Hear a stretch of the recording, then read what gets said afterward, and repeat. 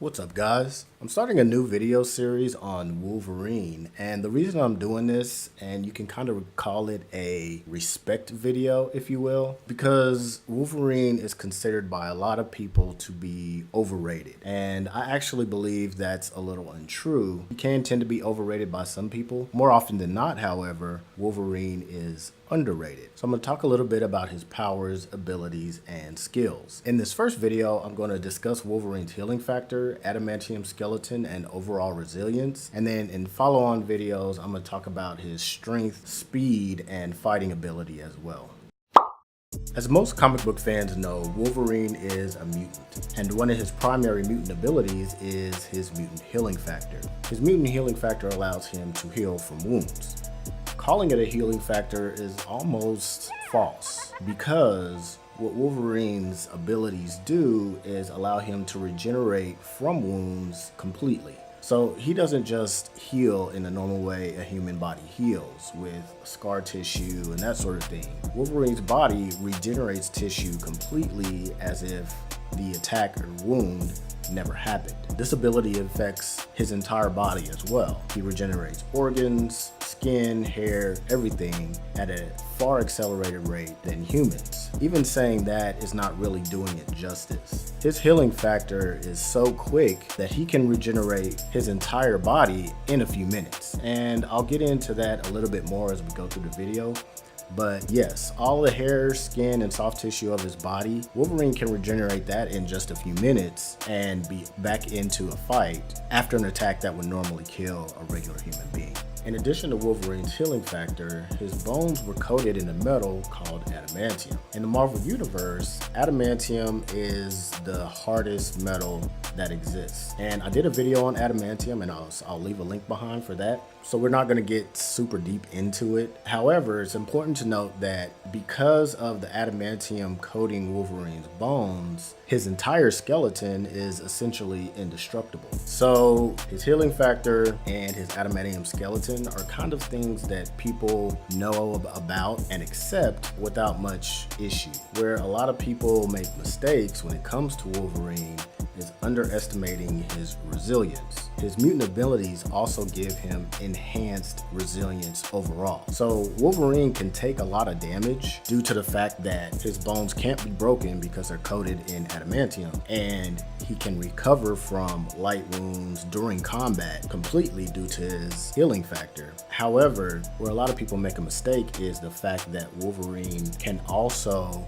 withstand a lot of punishment separate from his healing factor and his adamantium. So it's his resilience that I'm gonna focus quite a bit on in this video. So what I'm about to do for you guys is give a series of examples, and that's why I call this kind of a respect series. So we're gonna just get into some examples of that right now. I'm gonna explain each one and give the actual comic book references for you, so you guys can go look that up if you want. Canon examples of how Wolverine is not just someone that heals from damage, but is actually very resilient to damage as well. Before we get into that, I'm going to give you guys what I think is probably the best example of just how powerful Wolverine's healing factor is.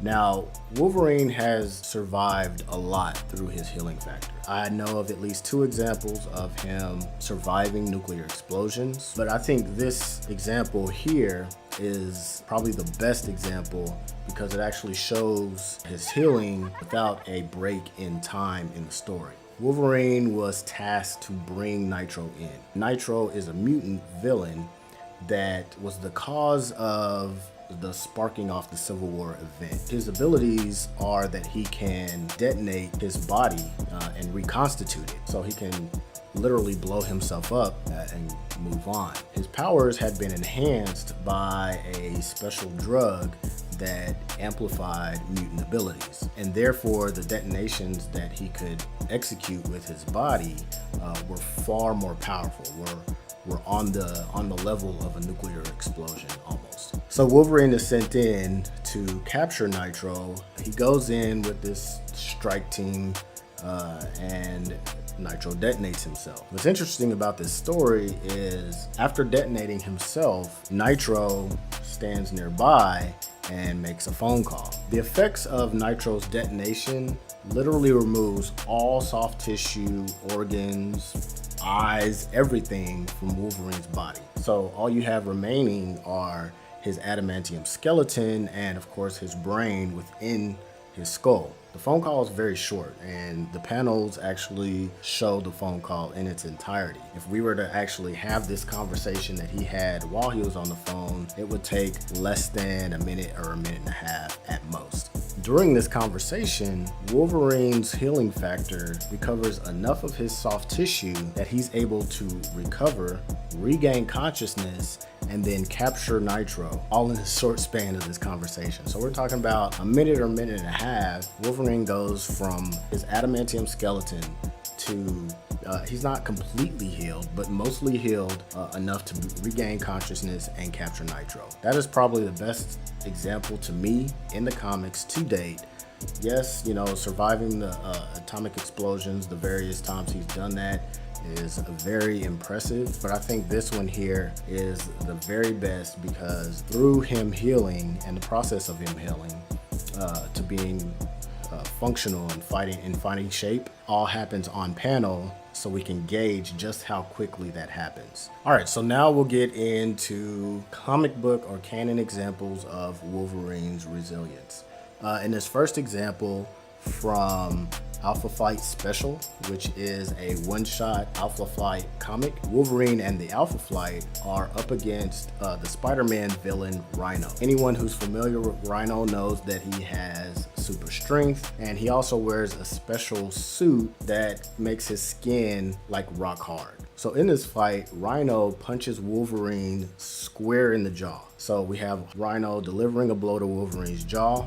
Wolverine completely no-sells the punch. He is completely unfazed by it and continues on with an attack. This next example is Wolverine fighting Ragnarok. Now, those familiar with Ragnarok know that he was created by Mr. Fantastic as a android slash synthesoid clone of Thor, and he carries a hammer as well. In this example, Ragnarok, who has super strength that is not quite as powerful as Thor's, but is at a very high level, hits Wolverine multiple times with his hammer. And Wolverine continues to battle him without even slowing down at all. In this next example, Wolverine is fighting Namor. Namor is one of the oldest characters in Marvel. He has super strength, super speed, a healing factor, etc. In this fight, again, Wolverine takes multiple blows, and actually in this example, Wolverine is actually having a conversation at the same time.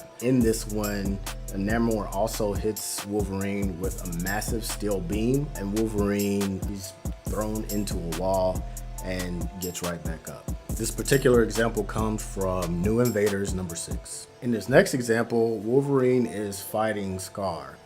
Scar is Hulk's son and is arguably as strong, if not maybe stronger than base Hulk himself. In this example, Scar hits Wolverine with a punch and then stomps on Wolverine into the floor of a bookstore slash comic book store.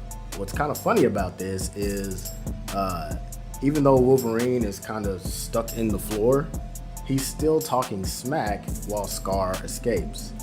This is another example of Wolverine essentially being unfazed by very, very powerful attacks and getting up without being knocked out. This fight takes place in Incredible Hulk number 603. This next example is from Infinity Crusade number 5. Wolverine encounters Wonder Man, who serves him a serious beatdown, giving him 6 or 7 blows. Now, Wonder Man is a character whose strength levels are actually unknown.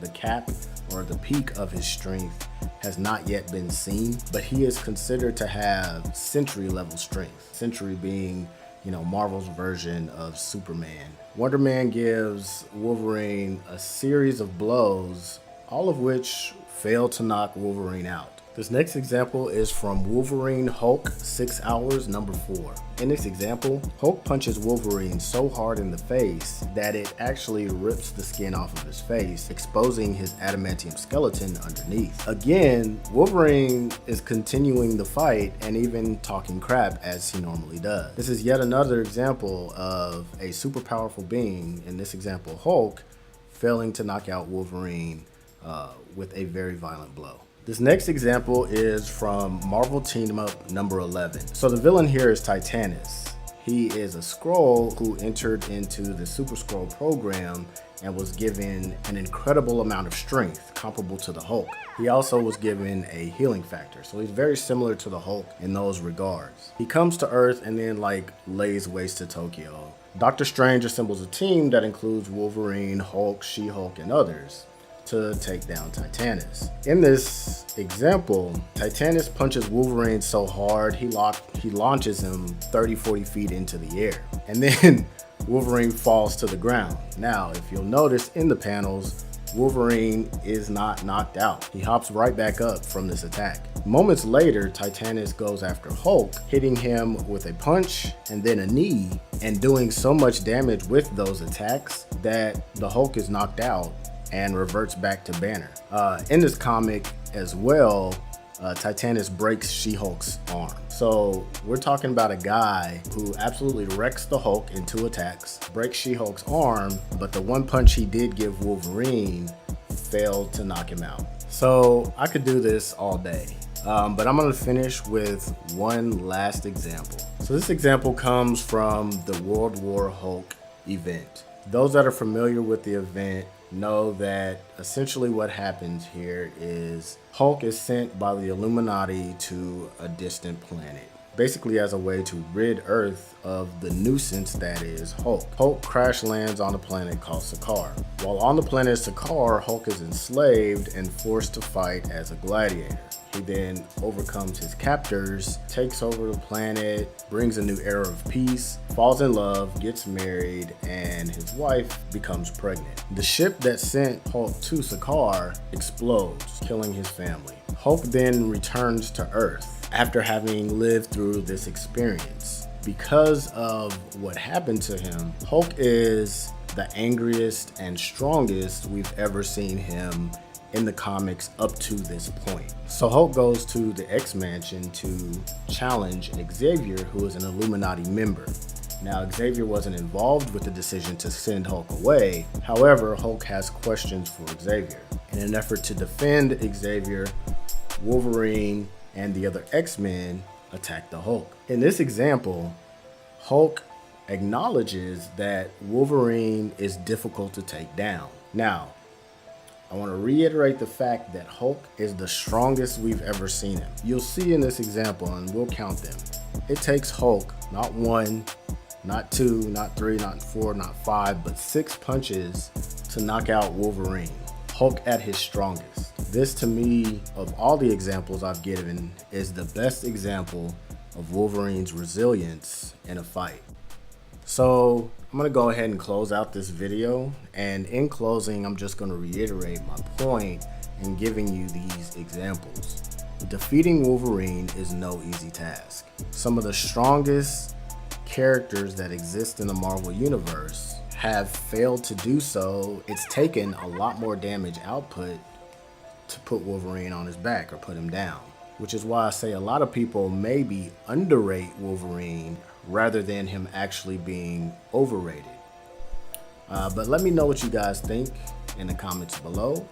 If you feel like maybe I'm off base with my analysis. To me, overall, Wolverine's shown over and over again, and that's why another reason why I gave lots of examples here is that these aren't just one-offs. These aren't one-shots. Wolverine can take damage, and a lot of it, and he's shown it over the course of his history a whole lot of times. So there's the proof that Wolverine is highly resilient. But let me know what you guys think, and don't forget to like and subscribe. Holla.